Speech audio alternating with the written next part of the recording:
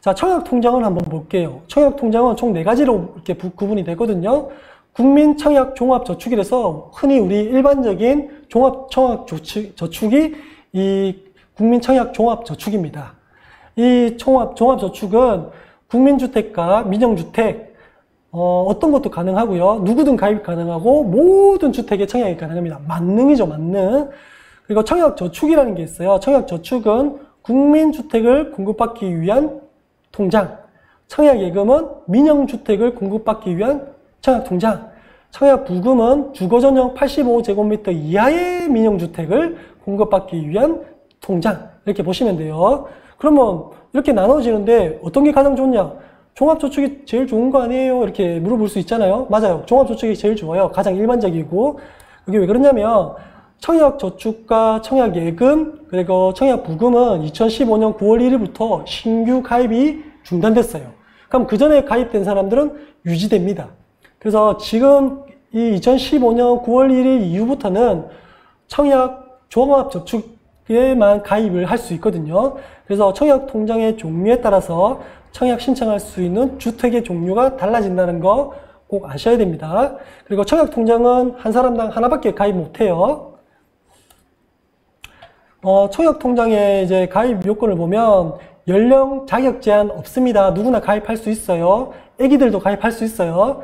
청약 가점제를 내가 전략적으로 하겠다는 사람은 이 청약통장의 가입 점수가 굉장히 중요합니다. 왜냐하면 아까 통장 가입 점수가 만점이 17점이 있었죠. 그죠? 그래서 가점제를 내가 하겠다면 이 통장 가입 점수가 중요하다는 거 아셔야 되고요.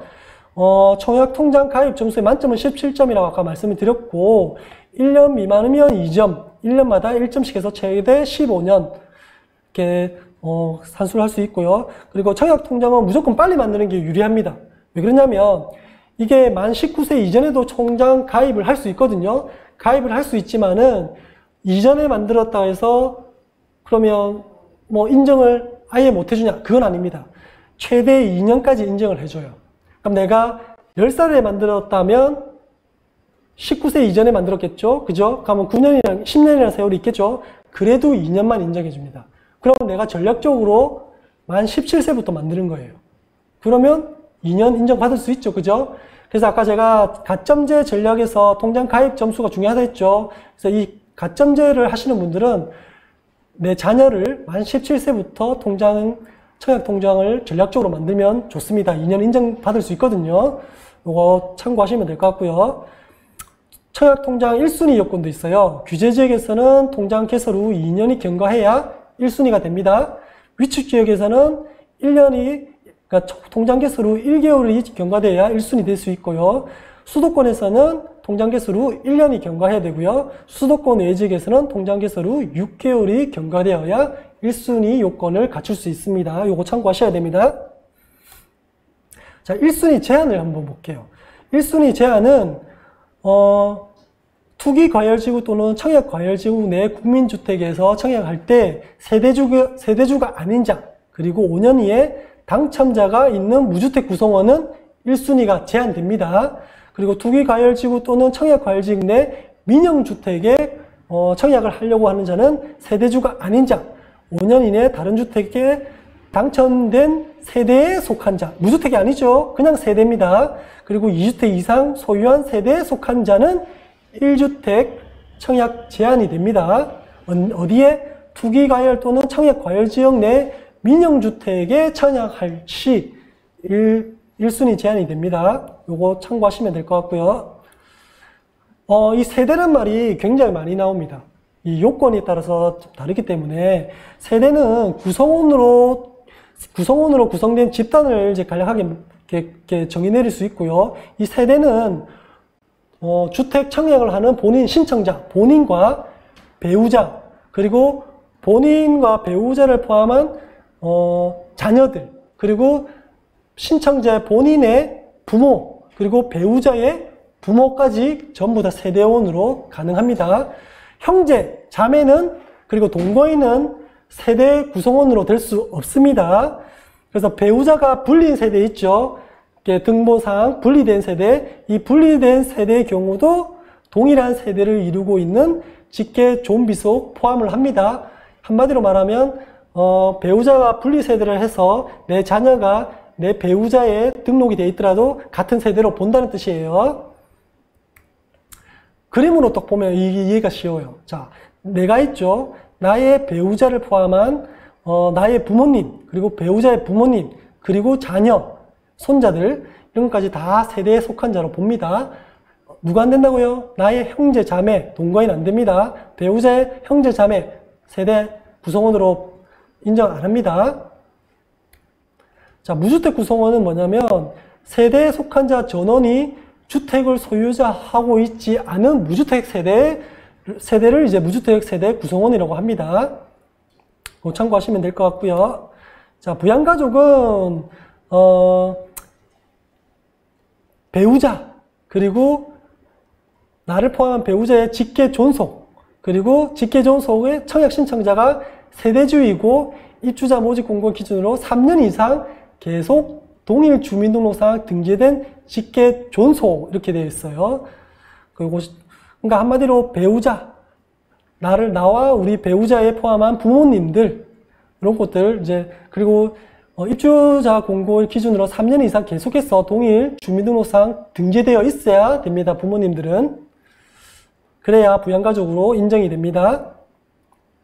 가점제는 아까 말씀드렸죠. 3개의 항목, 가점 항목에 대해서 산정한 점수가 높은 순으로 이제 입주자 선정한 방식이죠. 무주택, 부양가족 수, 그 다음에 가입 기간 이렇게 되어 있고요. 민영주택 입주자를 선정한 방식에서는 가점제와 추천제가 있거든요. 85제곱미터 이하는 사실 가점제보다는 추첨제가 조금 가점제 40%, 추첨제 60% 이렇게 되어 있는데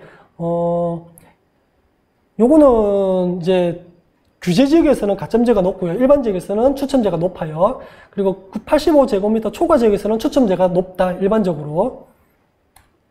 그리고 지역별 예치금도 있어요. 통장에 이제 예치금이 이제 규정으로 정해져 있거든요.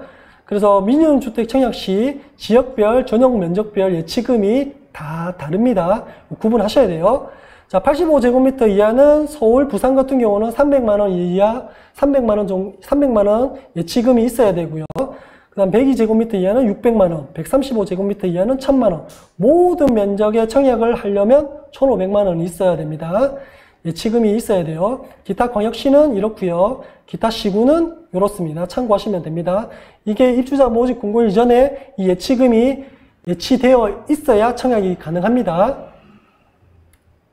자, 주택 시 이제 무주택 기간의 기준일은 그냥 참고하시면 돼요. 주택 소유 여부 판정 기준은 이제 주택 소유 여부를 판정할 때는 분양권을 갖고 있거나 주택 또는 분양권 공유 지분을 소유하고 있어도 주택으로 소유하고 있는 것으로 봅니다. 여기서 공유 지분은 뭐 아닌 거 아니냐 하는데 공유 지분도 주택을 한 1주택을 소유하고 있는 것으로 보기 때문에 이 지분 조심하시면 됩니다. 요거는 한번 읽어보시고요. 과밀억제권도 요거 한번 읽어보세요. 과밀억제권은 이제 뭐 수도권과 서울 수도권 이렇게 되어 있는데요. 읽어보시면 될 것 같고요. 청약 과열지역. 자, 주택 가격, 그리고 청약 경쟁률, 분양, 전매량 등 주택 보급률 등을 고려했을 때 주택 분양 등이 과열되어 있거나 과열될 우려가 있는 지역으로 재당첨 제한 또는 1순위 당첨 등이 제한되는 지역을 청약 과열지역으로 이렇게 규제를 할 수 있다는 거예요. 민영주택 같은 경우는 세대주가 아닌 자, 그리고 과거 5년 이내에 다른 주택에 당첨된 자의 세대에 속한 자, 2주택 이상 소유한 세대에 속한 자, 그 다음에 민영주택 청약 시 배우자의 직계존속 세대에 속한 자에 포함되면 청약 과열지역에서는 청약할 수 없어요. 이런 것도 참고하면 되고요. 그 다음에 조정대상 지역이라서 조정대상 지역에는 과열지역이 있고 위축지역이 있어요. 이 위축지역에는 현재 지정된 지역이 우리나라에는 없고 이 과열지역만 보시면 돼요. 뭐 이것도 주택가격, 경쟁률, 전매량 이런 거를 고려했을 때 국토부, 교통부 장관이 이제 지정한다. 이렇게 보시면 돼요. 뭐 조건은 이렇게 나와 있고요. 위축지역은 없고 투기과열지도 마찬가지로 필요할 때 주택가격 안정을 위해서 이제 국토부 장관 또는 시도지사가 이제 지정한다. 거기에 관련된 내용은 이렇게 있으니까 한번 보시면 될 것 같습니다.